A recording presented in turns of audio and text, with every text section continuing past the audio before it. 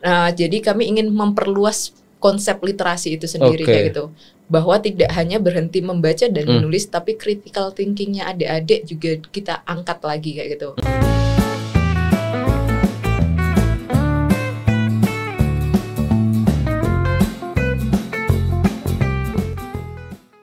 Yuk, selamat pagi teman-teman Padepanasa dan juga Wonder Home People. Bertemu lagi dengan podcast tentunya, podcast literasi berbagi. Hari ini kita masuk ke episode ke-12. Tepuk tangan buat kita semua. Satu lusen episode sungguh sangat luar biasa sekali. Kalau 1 bulan 1 episode berarti udah setahun mungkin ya. Kalau pakai libur-libur ya berarti sudah setahun lebih gitu. Dan pada pagi hari ini kembali saya membawa seorang tamu istimewa.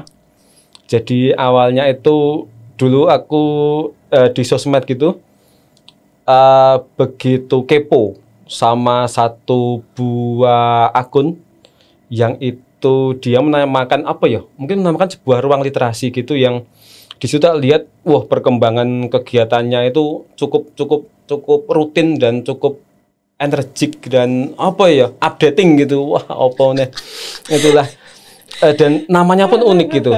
Namanya itu terdiri dari 3 kata yang menurutku itu masing-masing katanya punya apa ya, punya makna yang sangat bagus gitu, yaitu adalah namanya literasi desa tumbuh. Literasi desa dan tumbuh, sebuah nama yang aku rasa cukup unik dan cukup memberikan pemaknaan yang mendalam gitu. Nah, pada pagi hari ini yang akan hadir mewakili dari literasi desa tumbuh adalah seorang mbak-mbak cewek ini. Aku nggak tahu posisinya mbaknya ini apa, karena tak searching itu ada yang bilang apa namanya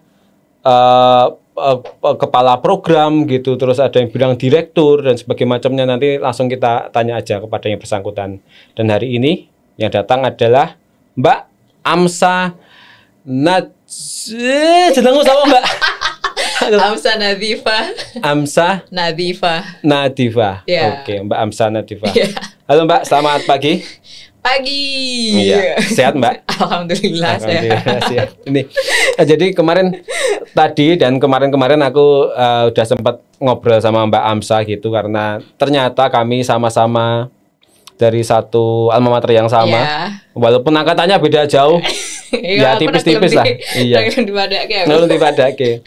Ketika beliau S1 saya S2 gitu, ternyata dalam satu apa ya, jangka rentang waktu yang sama, meskipun kami juga belum kenal gitu kan, karena ya Visipol UGM itu besar ya. Ya betul. Ini matakan Visipol UGM iki. Mbak Amsa. Nggih. Apa kabar Mbak? Tadi udah tanya ya. Basa-basi lagi ya. Mbak Amsa, seperti tadi yang aku di awal gitu. Dirimu di literasi desa tumbuh sebagai apa toh? Program manager atau direktur atau owner malahan? Mboten sih. Kalau ownernya itu sebenarnya mungkin kita bahasanya kalau di kami adalah founder kayak gitu. Oh, founder ya. Foundernya itu adalah Nurhuda Ismail. Kemudian Desi Eri. Jadi Mas Nurhuda punya istri Mbak Desi. Nah itu adalah foundernya kami. Nah kemudian kalau saya pribadi mungkin lebih ke ketua kayak gitu aja. Ketua apa iki? Ketua Yayasan Literasi Desa. Direkturnya berarti. Iya. Oke. Literasi Desa Tumbuh awal mula berdiri seperti apa Mbak? Karena nggak ada tempat duduk Mas, makanya berdiri. Ternyata mbaknya komik kita mau guyang-guyu. Ya, awalnya berdiri ya. Tahun berapa tuh Mbak? Sebenarnya secara legal yayasan itu baru 2024, baru tahun kemarin legal yayasan ya kayak gitu. Cuman kalau secara kegiatan sebenarnya dulu itu di tahun 2016 ketika diriku masih di Visipol UGM. Itu tuh kayak wah I wanna do something nih for the community kayak gitu kan. Terus akhirnya di rumah bikinlah perpustakaan kecil-kecilan, ngundang adik-adik datang ke rumah. Karena diriku skripsi kemudian kerja kayak gitu, terlupakanlah hal itu kan. Oh, berarti ini bermula dari rumahmu yang di Betakan. Berarti udah Gampeng ya? Betakan itu Moyudan. Oh, Moyudan. Ya, di situ. Kemudian itu vakum karena tidak ada regenerasinya juga, vakum. Kemudian Mas Sude sudah mulai memetakan oh ini kayaknya bisa nih membangun ini kayak gitu untuk dibikin bangunan, kemudian bisa dibikin karena Mbak Desi juga adalah pustakawan secara background pendidikannya, kenapa tidak dibikin perpustakaan aja, terus akhirnya lah kita legalkan hukum aja di tahun 2024 kemarin. Jadi ini baru 1 tahun secara legal hukumnya. Secara hukum, Tapi kalau dirimu sendiri Mbak, dirimu sendiri itu apa? Basicnya apa? Pendidikan.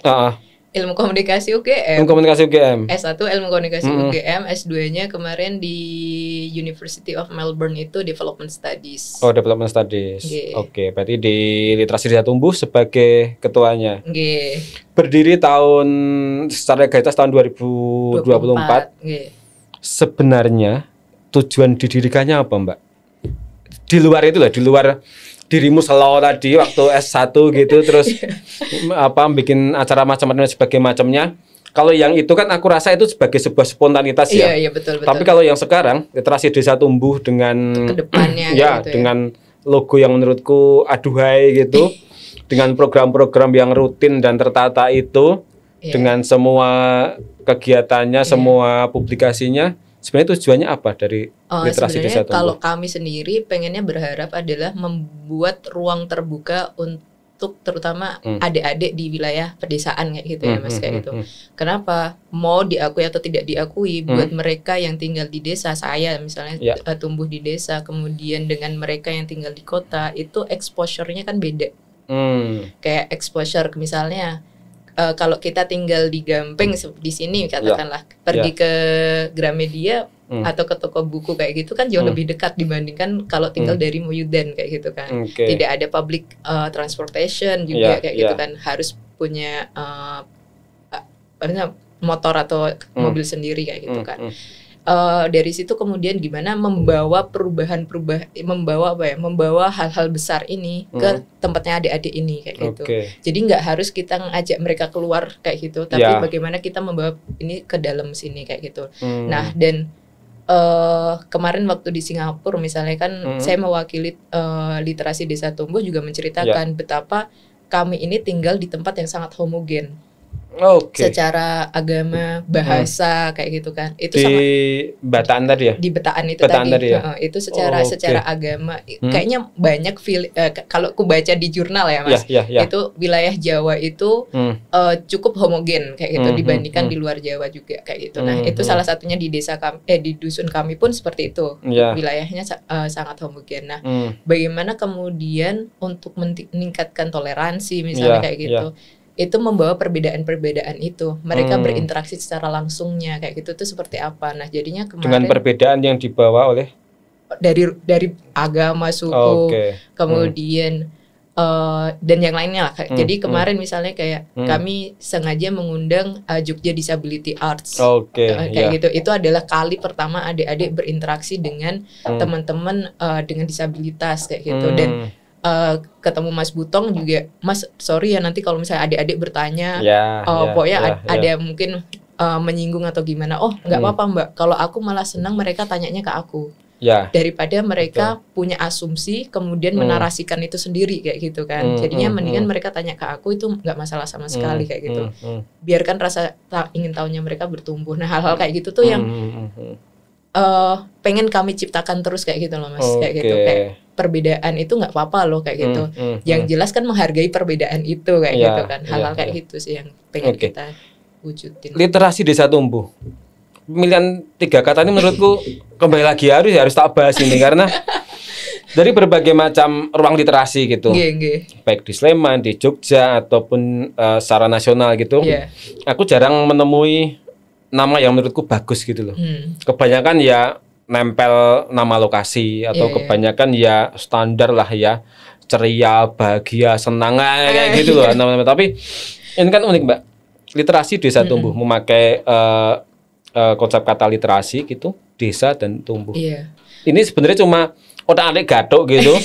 Asal namanya asal bagus gitu aja atau sebenarnya dari awal ada pemaknaan dari pembuatan nama ini? Secara pemaknaan tuh misal memaknai kata literasi sendiri, kami itu kami itu memaknai literasi tidak hanya membaca dan menulis. Kalau misalnya membaca dan menulis kayaknya cukup misalnya di formal education ya, kayak gitu, di sekolah-sekolah formal itu insya Allah cukup kayak gitu.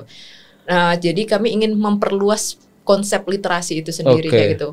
Bahwa tidak hanya berhenti membaca dan menulis, tapi critical thinkingnya adik-adik juga kita angkat lagi kayak gitu. Dengan caranya dialog ke mereka. Nah, hal-hal kayak gitu ingin kita iniin. Dan kenapa desa?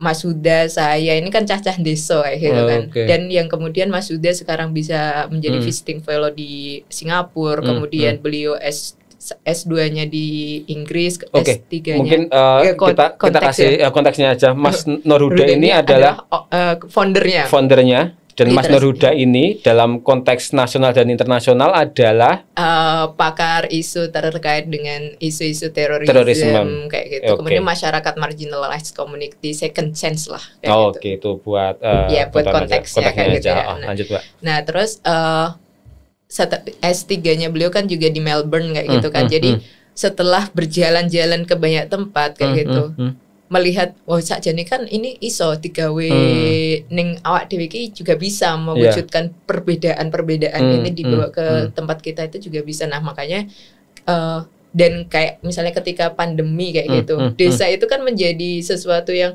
bisa loh mereka itu nggak perlu harus beli kemana mereka nanam, mereka panen di tempat mereka itu kan bisa kayak gitu. Nah, kita pengen mengangkat desa itu tuh bukan sesuatu yang perlu kamu tinggalkan kayak gitu. Justru kamu angkat aja kayak gitu. Kamu harus bangga menjadi anak desa kayak gitu. Nah, literasi desa tumbuh. Nah, kenapa tumbuh ya? Harapannya kami bertumbuh ya bareng sama warganya kayak gitu. Bukan orang datang kemudian wah ini kayak kurangnya iki nih kayak gitu. Terus aku akan membuat perubahan. Enggak, tapi kira-kira apa ya masalah ini dusun iki apa kayak gitu.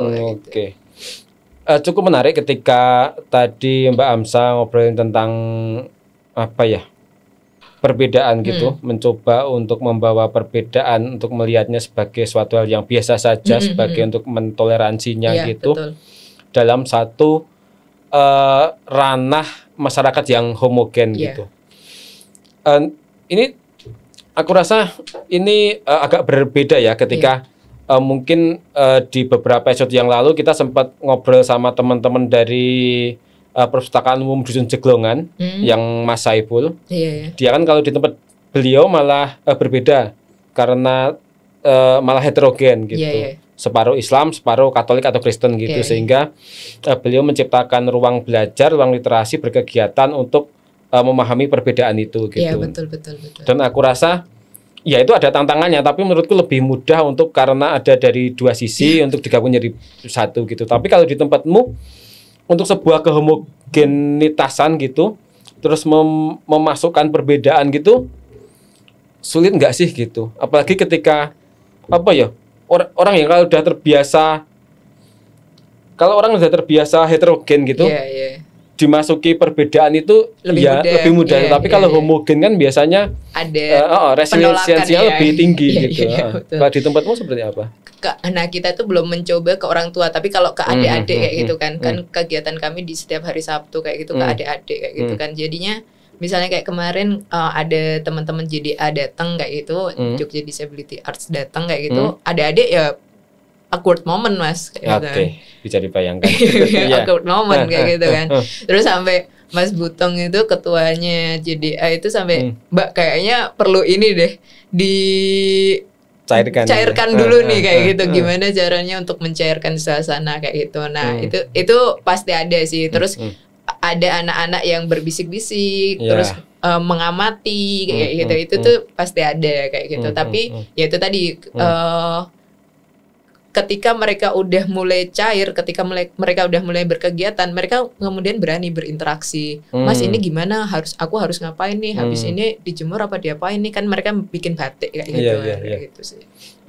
Dalam berkegiatan di ranah lokasi dari teman-teman literasi Desa Tumbuh, terjadi penolakan nggak, Mbak?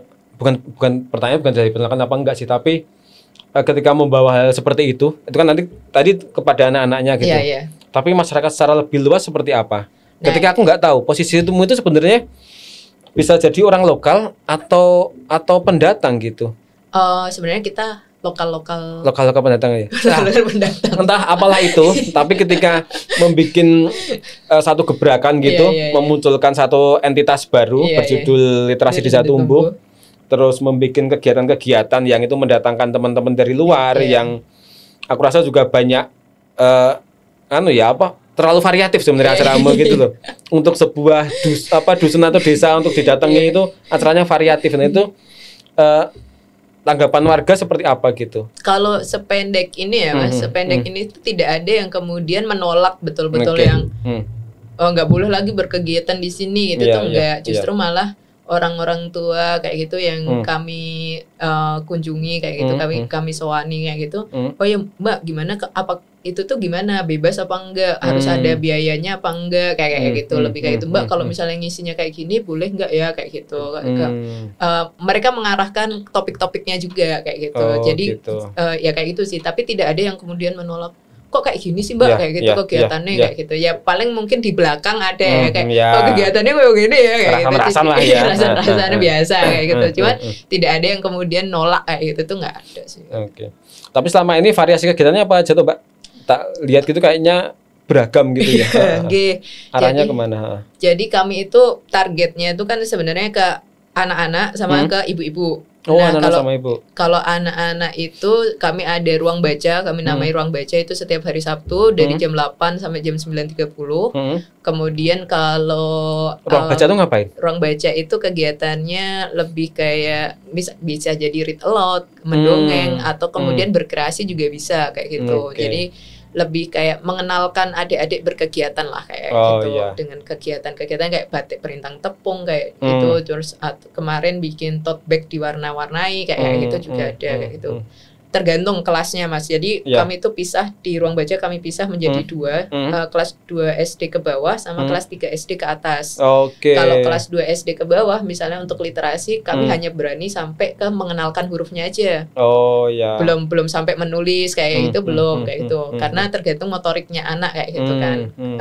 Kalau kelas 3 SD ke bawah kita nyoba aja ke diskusinya. 3 SD ke atas. 3 SD ke atas ya. 3 SD ke atas itu kami ajak diskusinya. Misalnya baca surat kabar itu kan udah ada 5W1H kan.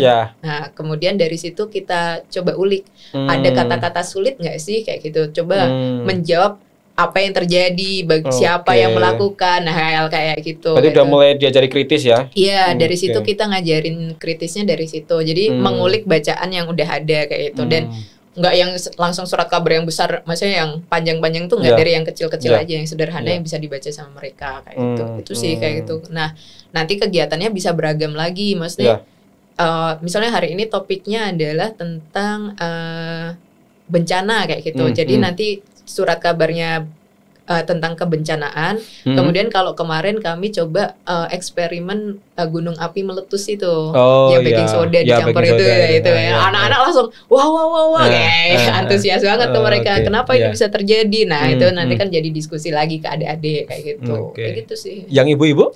Nah, kalau yang ibu-ibu itu rutinnya ada kelas angklung juga. Oh, angklung. Ya, anak-anak juga sebenarnya ada ruang seni. Ruang seni itu nanti mengampu kelas angklung sama kelas tari, traditional dance ya kayak gitu.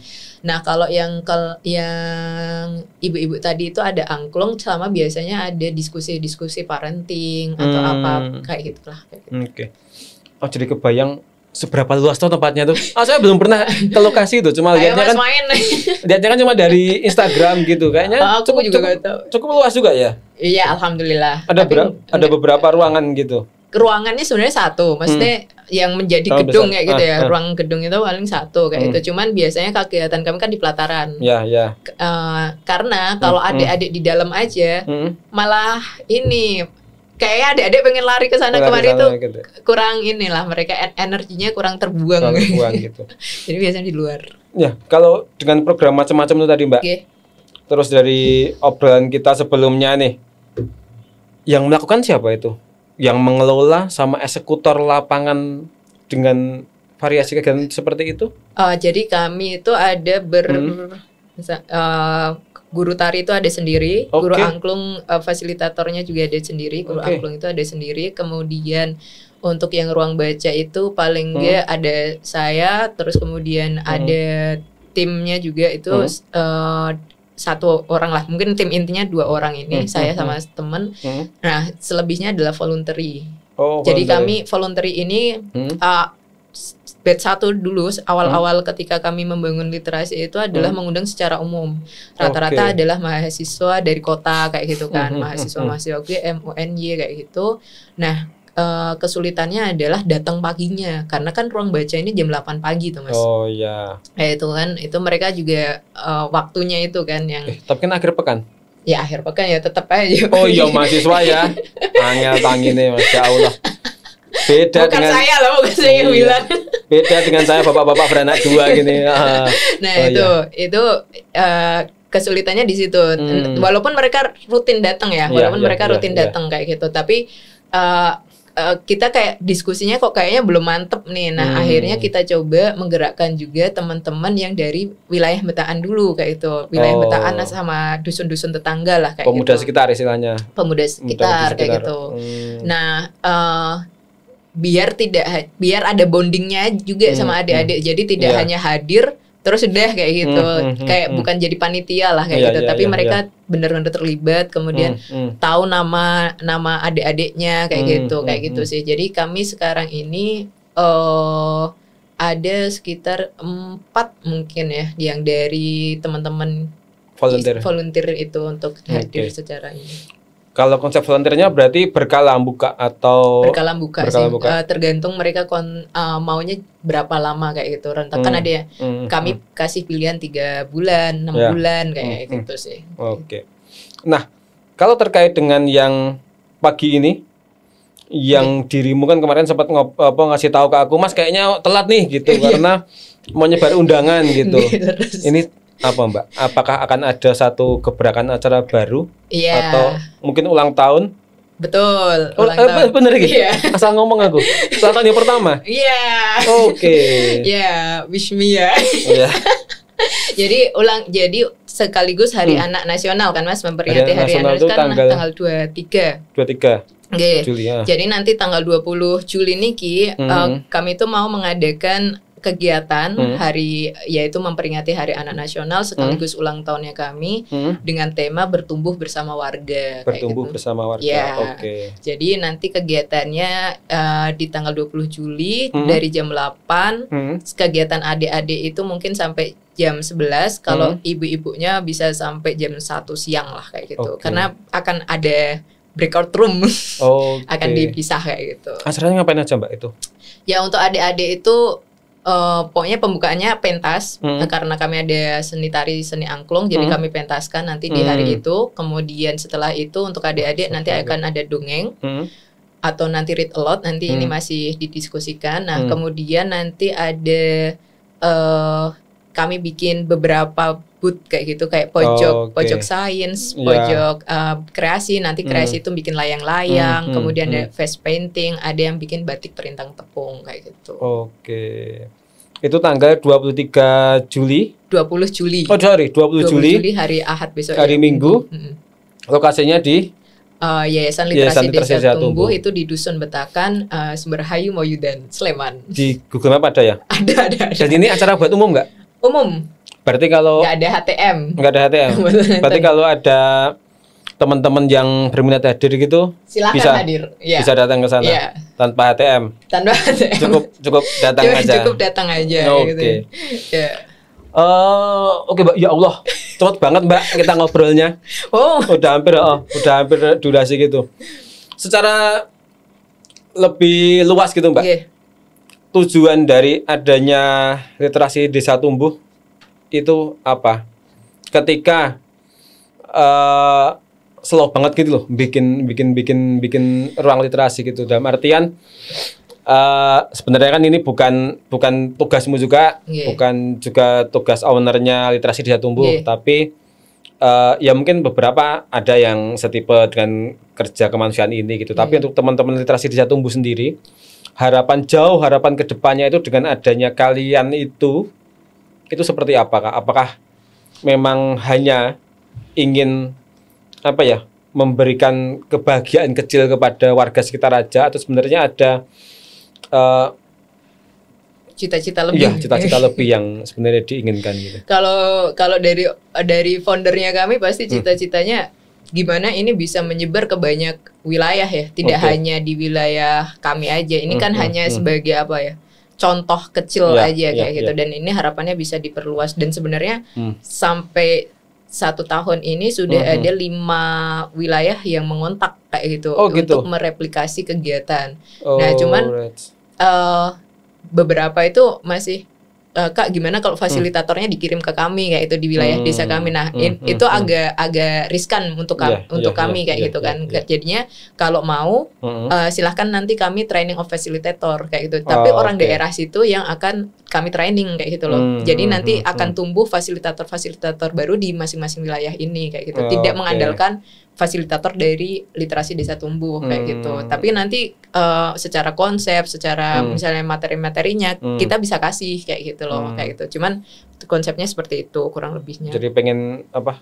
Membikin sisternya gitu ya? Ya kayak gitu. Beberapa itu kontaknya untuk mereplikasi, karena kan kalau yang saya pelajari kayak konteks setiap wilayah kan beda-beda, tantangannya beda-beda kayak gitu. Itu sih yang harus kita pastikan kesesuaian, dan kemudian belajar dari tahun 2016 tidak ada regenerasi ini, itu kan langsung vakum kayak gitu kan. Nah, kalau misalnya nanti fasilitator kami berhenti, siapa yang akan melanjutkan di daerah-daerah ini kayak gitu. Nah, itu harapannya ada apa ya? Ada penerusnya lah kayak gitu di daerah-daerah ini. Nah, itu makanya kami menawarkannya adalah konsep training of facilitator aja kayak gitu. Nah, itu kalau secara gambaran besarnya founder kami ya. Tapi kalau dari saya pribadi, pengalaman kemarin di Melbourne itu tuh sebenarnya supervisor saya tuh bilang anak-anak dari negara ketiga lah ya. Negara ketiga itu sebenarnya sebenarnya tidak kalah dengan mereka yang dari pendidikannya developed country kayak gitu kan. Hanya starting point-nya aja kita tuh berbeda. Kayak misalnya mereka karena mereka native-nya adalah English, mereka nggak perlu belajar bahasa Inggris lagi. Nah, kita itu kan harus mengejar Inggrisnya, kemudian critical thinkingnya, metode menulis esainya. Kalau orang Indonesia lebih suka flowering dulu, kemana-mana dulu, baru to the point di bawah. Mereka dari teman-teman saya dari Melbourne langsung introduction itu langsung I argue that kayak gitu kan, langsung argumennya apa kayak gitu. Nah, ini kan mengejar starting point-nya ini nih yang kalau dari diriku sebenarnya anak-anak ini bisa kok, hanya starting point-nya ini aja yang berbeda kayak gitu. Nah, itu tuh yang sedang kuusahakan itu terus Mas. Untuk dijangkau gitu ya. Untuk dijangkau, yang paling enggak ngasih mereka akses lah untuk menjangkau itu. Ya. Oke. Tuh, dengerin. Jadi menurutku salah satu apa ya? Langkah kecil gitu sebenarnya, tapi menurutku ya dampaknya juga kecil sebenarnya. Cuma kalau ini dilakukan secara terus-menerus, secara rutin, menginfluence yang lain sehingga yang lain juga melakukan hal yang sama, itu akan membuat percikan-percikannya itu menjadi lebih besar gitu. Iya, betul. Dan yang aku sepakati adalah gini, dalam artian ketika ada satu ruang gitu, terserah itu namanya mau co-working space atau namanya mau ruang literasi dan sebagainya macamnya. Tolong lakukan seperti yang dilakukan oleh teman-teman literasi desa tumbuh gitu. Nggak harus hanya ketika mau memakai kata literasi gitu. Nggak harus ruangnya itu harus terpaku pada buku, membaca, menulis, bercerita, enggak. Tapi lebih dari itu gitu loh. Karena ya penamaan-penamaan itu hanya menempel dan spiritnya aja. Tapi secara lebih luas, ruang-ruang itu bisa dipakai untuk berbagai macam hal gitu. Betul. Yang intinya apapun itu yang dilakukan di ruang-ruang itu, yang penting bisa bermanfaat buat masyarakat, bisa melakukan pemberdayaan terhadap entah itu warga sekitar ataupun siapapun yang bisa datang ke ruang-ruang itu. Betul. Oke, nasihat terakhir Mbak, nasihat gantian. Apa ya? Ramadan aja. Ramadan, gara-gara ini loh kita baca Ramadan. Apa ya? Ya kalimat-kalimat bijak. Gak ada. Dari Mbak Afsa untuk kata-kata hari ini. Ya lupa aku kata-kata hari ini. Mungkin buat teman-teman atau orang-orang di luar sana yang mungkin sudah punya ruangnya gitu, atau baru pengen bikin ruangnya, ataupun mereka yang mungkin terinspirasi dengan obrolan kita, walaupun nggak tahu terinspirasi apa enggak, tapi apa yang bisa Mbak Amsa share kepada mereka gitu? kalau dari sependek ini ya Mas, sependek kami bergerak dengan literasi desa tumbuh pas. Yang satu adalah jangan menggunakan asumsi, tapi tanyakan langsung ke warga butuhnya itu apa. Oke. Ke adik-adik itu juga kami melakukan itu. Maksudnya kalian kira-kira besok pengennya belajar tentang apa lagi nih kayak gitu. Jangan cuma mengawang-awang tapi riset data lapangan gitu ya. Iya, data lapangan dan maksudnya pun kami di literasi desa tumbuh itu ingin menjembatani antara pengetahuan dari akademisi yang tinggi ya bahasanya kan sometimes kayak gitu dengan masyarakat konteks lokalnya itu seperti apa kayak gitu. Nah, itu tuh penting banget menurut kami kayak gitu. Nah, dan tidak selalu jawabannya adalah oke, kita akan melakukan apa yang kamu mau, tapi bagaimana kita menganalisa solusinya itu kira-kira apa sih kayak gitu. Apakah ini tepat atau ini enggak kayak gitu. Apakah ini harus dilakukan, apakah ini tidak harus dilakukan, dan jangan meromantisasi desa. Wah, asik. Jangan meromantisasi desa. Iya, maksudnya kayak gini. Adik-adik di pedesaan itu juga bisa punya kemampuan, mereka bukan gelas yang kosong, mereka udah isi kayak gitu. Dan kita memaksimalkan bagaimana isiannya ini bisa lebih maksimal lagi kayak gitu. Contohnya kayak gini. Pas hari Kartini, ketika banyak yang konsepnya adalah oke, nanti datangnya pakai kebaya aja atau kayak gimana. Nah, saya tidak melakukan itu kayak gitu karena yang saya lakukan adalah ngasih permainan ke anak-anak yang kelas 3 ke atas ini ya. Saya kasih permainan antara anak laki-laki dan perempuan. Tugasnya mereka sama, tapi rewardnya beda. Lebih banyak anak laki-lakinya daripada anak perempuannya. Apa yang dikatakan anak-anak? Kenapa? Kenapa aku entuk luwih akeh bangane koncoku sing wedok, Mbak, kayak gitu. Itulah yang terjadi ketika Kartini dulu memperjuangkan emansipasi itu kayak gitu. Dan apakah sekarang masih ada? Iya, kayak gitu. Kayak gitu. Hal-hal kayak gitu tuh membentuk diskusi-diskusi ke adik-adik kayak gitu. Jadi tidak hanya konsep oke, kita membaca buku Kartini, oke, kita hanya berpakaian kebaya. Oh, perempuan itu stereotipnya harus lembut, enggak harus yang langsung dan tertangkap mata langsung gitu kayak gitu. Tapi dengan konsep permainan pemaknaan dari mereka bisa game gitu ya. Ada diskusi-diskusinya. Loh, kenapa aku rewardnya lebih banyak padahal tugasku sama loh Mbak sama dia kayak gitu. Hal-hal kayak gitu sih Mas yang menurutku wah ternyata adik-adik ini sebenarnya bisa kok diajak diskusi lebih kayak gitu tuh untuk yang hal-hal yang mungkin bagi orang dewasa ini kayaknya terlalu absurd deh kalau ke anak-anak kayak gitu. Ternyata enggak kok, mereka bisa memaknainya juga. Itu sih menurutku. Oke. Toh, tak seru penutup lah cerita meneh. Ini kalau dilanjutkan bakal panjang lagi. Oke, mungkin hari ini obrolan kita sampai di situ dulu. Bersama Mbak Amsa dari Literasi Desa Tumbuh. Iya. Mungkin nanti kita lain waktu bisa ngobrol lagi atau mungkin kita bisa bertemu di tempatnya Mbak Amsa di Yayasan Literasi Desa Tumbuh. Boleh tanggal 20 datang ya. Nah, tanggal 20 mereka ada acara buat yang slow silakan datang. Kayaknya sih acaranya bakal menarik gitu. Dan ya semoga sukses buat acaranya Mbak Amsa dan teman-teman Literasi Desa Tumbuh. Oke, mungkin segitu saja hari ini di podcast Literasi Berbagi. Sampai jumpa di episode selanjutnya. Dadah Mbak, dadah kamera Mbak, dadah kamera.